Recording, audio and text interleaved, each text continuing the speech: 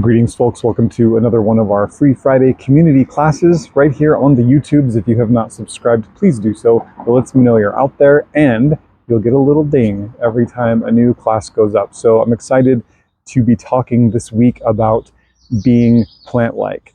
And this is one of my favorite topics to cover, because when people hear this concept of being plant-like, they think, oh man, this guy's so into plants, he wants to be a plant. Maybe we'll save that story for another time.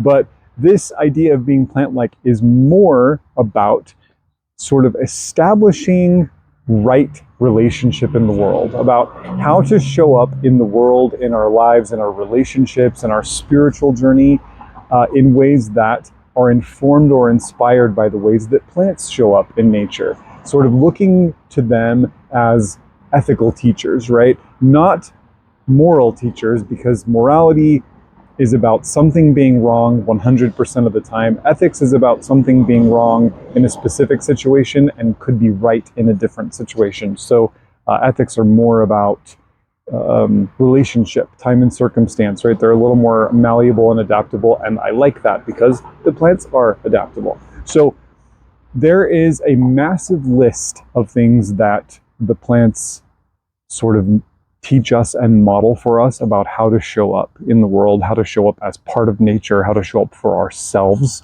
and our community. And when I say a massive list, when I sat down to get ready for this class and just kind of started jotting things down, I came up with over 40 things that I could talk about. So we're not going to do that here. Rather, I'm going to talk about 8 or 9, and hopefully this will inspire you and quicken you to think about how plants exist as teachers, and how when we are stepping into a part of ourselves that we don't love, we're being reactive, or we're selling out to an anger that's no longer a helpful kind of anger, or when we see a pattern emerging in the way that we're showing up in the world that just doesn't work for us, right? It doesn't feel like us, it doesn't feel right for us, it doesn't feel harmonious, we don't feel good about it after the fact. How can we look to the plants as teachers to help us say, what's a better way to do this? What's a better way to show up? And I'll give you one shortcut right now, right out of the gate, which is I try to always ask myself, when I come up into a situation or some drama or a problem or a problematic person, what's the most beautiful thing I can do right now? What's the most harmonious, dovetaily thing that I can do right now? And oftentimes, if I can calm down and center enough to really ask myself that question, I get led to the response that's the right response, right? So if we can always try to act beautifully, and again, sometimes in the moment, anger is beautiful. Sometimes in the moment, resistance is beautiful. Sometimes in particular moments, getting physical is beautiful, right? And sometimes they're not. So it allows for things to be right based on time and circumstance and relationship. So all of this boils down to the way that plants show up in the world in a beautiful way, right? That they're always trying to embody beauty, to embody harmony. And if we ask ourselves what's beautiful, generally we'll get led down a path, but we can sort of dissect this a little bit more, which I love to do. So we're going to look at 8 or so things that I've written down, and we'll just sort of use this as a way to open this door, right, to clear this path. So the first thing that plants will teach us time and time again, every kind of plant, is reciprocity, right? Is this idea of being part of everything, not separate from, not dominant over, not subservient to, not better than, right? But part of. Reciprocity means that in order for us to receive all of the things that we need to exist, we also have to give to other kin so that they receive everything they need to exist. And plants are the perfect embodiment of reciprocity. If you sit down with a tree and watch how they show up in the world, watch how their relationship is with weather, with soil, with animals, with insects, you will see what symbiosis, what reciprocity looks like. And trees are incredibly giving, right? We all know this about the plants, that they just give and give and give, but they are also exemplary at teaching us how to fully receive, right? The plants, they go out and they turn their leaves towards the sun and the moon, and they just soak all of that up. They just say yes to it. They just let it in, and they root into the land and allow the land to hold them, and they draw up from the land everything they need to survive. And it is this beautiful, almost seemingly effortless dance of openly receiving all the good and fully giving all the good, right? So this is one of many aspects of reciprocity, and plants teach this better than anyone I know. Hospitality is another one. When we look at pretty much all of the pan-pagan traditions throughout all of Europe, we see that hospitality is a core tenet, something that is incredibly important to honor, something that is oath-binding, something that builds up the tradition.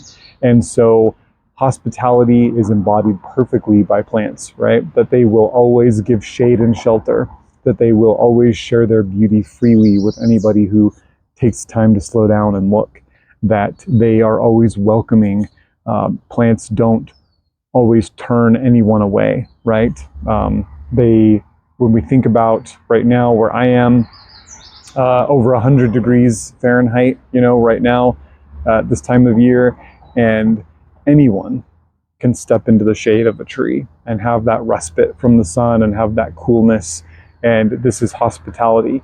The trees are not worried about passing any kind of judgment. They're not worried about anything more than, in this moment, I have the ability to provide this person with some respite, with some shade, and then I can send them on their way, right? So this is hospitality being exhibited, just one of many ways that they do hospitality. The plants are aligned to the tides of nature and participate in it fully and lean into it completely. So there are no plants that decide, I know it's summer right now, but I feel like doing winter, right? That's just not how it works. They align fully to the tides of nature. They take their cues from all the things happening around them, and they try to be and do things that are aligned to the whole, rather than saying, I know that spring is a time to rise up and do new things and get my mind active and shake off the sleep of winter, but that's not what I want to do right now. We can pretty much do whatever we want whenever we want, but there are ways that we can do things that are more aligned to nature, so that we're not swimming against the stream, against the current. And plants will always show us how to fully be ourselves, embody the fullness of our lives, do all the things we want to do, but do it in a way that participates in the greater rhythm of things, rather than being fully self-centered about it and saying, well, this is when I want to do it, regardless of what's happening in the big picture, right? So this one can get a little tricky, because some people, because we live in a world that is very, human-centric, will say, well, I feel like I should do things whenever I want, however I want. And to some degree, we can get away with that, but there is something to be said about doing things at the right time, in the right place. And we actually are the ones that benefit from that, because things become easy and there are less obstacles. And because we're doing things that align with how the rest of the world is going, suddenly we get caught up in this current of manifestation, and it's just better that way.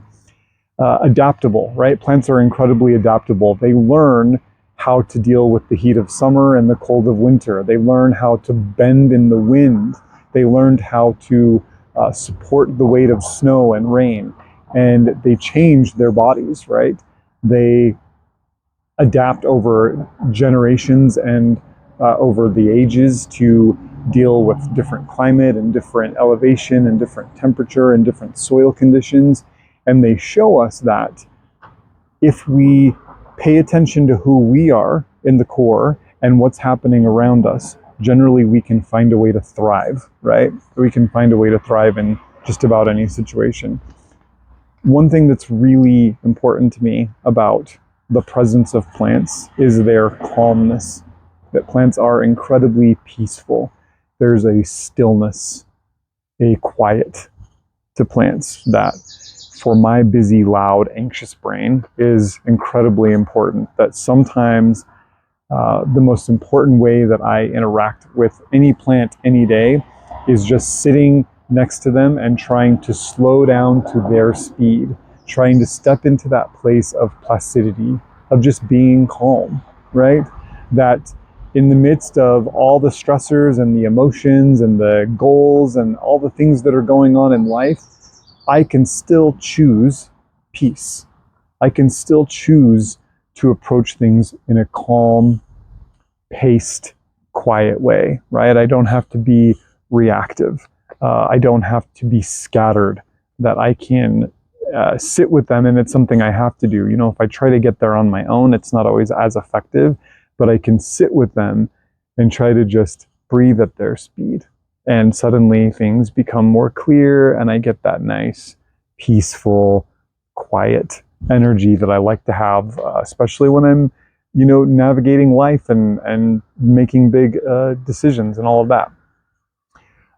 Plants are embodied and present, right? They are fully themselves all the time.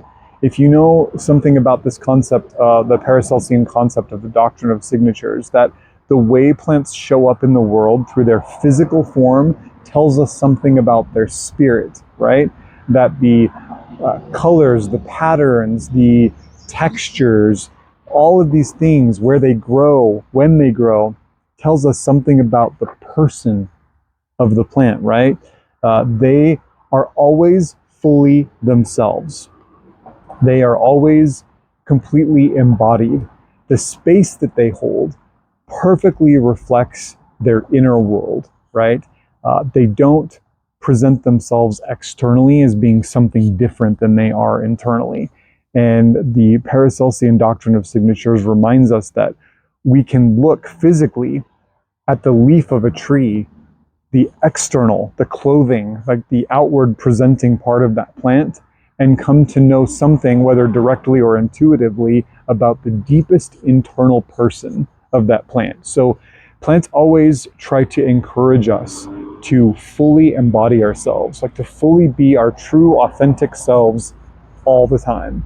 And it's not an easy thing to do, right? It's actually quite difficult for a lot of us to do that. But the plants are always there nudging us, you know, to be strong and courageous and to occupy that space of radical authenticity all the time.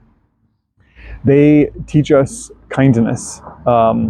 They teach us that our kinships, our relationships with other humans, our relationships with non-human persons are incredibly important. I'm very distracted right now. I apologize. I have squirrels running around at my feet. They teach us that being kind, being in kinship with other beings is very, very important, and is the thing that paves the way for us to receive the wisdom of nature and to step back into partness, right? When we see ourselves as different than, as above, as below, as outside, it's very hard to create kinship, and it's very hard to give and receive kindness, right? So we have to use kindness and kinship as a way to bring ourselves back into the realization of our partness. The last thing that I want to talk about is the way that plants can teach us how to be unattached. You know, they show up fully as themselves. They are fully self-embodied. They're in the moment. They're aligned to the tides, meaning they live in the moment. They're living and responding to what's happening right now. And they do all of that without grasping. If you think about the breeze blowing through the leaves of the tree, right? The leaves are happy to respond to the presence of that wind, but they don't try to hold on to it. They move with it, they move through it, they respond to it, they react to it sometimes maybe, but then they let it go, right? So they're kind of always just in the moment with it. So plants are always have the ability to observe quietly and peacefully, right? What is actually happening, to see things as they are from a place of being as they are in their authentic state, acknowledge what's happening, right? Say, this is the wind blowing. This is the thing that's happening. This is how I'm feeling. This is what's going on. Respond to it in a calm way and in a way that is fully authentic for them, right? Whether that's the leaf blowing or the leaf resisting, whatever the case may be, flowing with that response, right? And then moving on or letting it go, releasing it. So they teach this really beautiful practice of full embodiment, full connection to nature, being completely in the moment, but also being not so attached, right? Allowing that we live in a world filled with persons, and sometimes our narrative and the other person's narrative are going to butt heads, and the best thing for us to do is to bend in that wind, to just observe it and acknowledge it, respond to it in a way that makes sense in the situation, whatever that is, and then let it go. If trees took on the weight of every drop of rain that ever landed on them, every flake of snow, every windstorm, they would be crushed in 1 year, right? They would not be able to hold that up. And we also become crushed when we just hold everything. We're not able to let the wind blow through our leaves. So we can learn from trees and plants how to be fully present in the world and fully responsive and part of everything, and not putting everything in our backpacks. This is a very important teaching. So hopefully this gives you some ideas, some inspiration on how we can learn some really practical everyday things from sitting with the plants and learning directly from the plants. I know that for me, this is a daily practice and a long-term process. I have lots and lots and lots of work to do, but the plants are always there, teaching me how to be better every day. So I'm very appreciative of that. Share your thoughts and experiences with me in the comments below. I'll see you next time. Peace and plenty.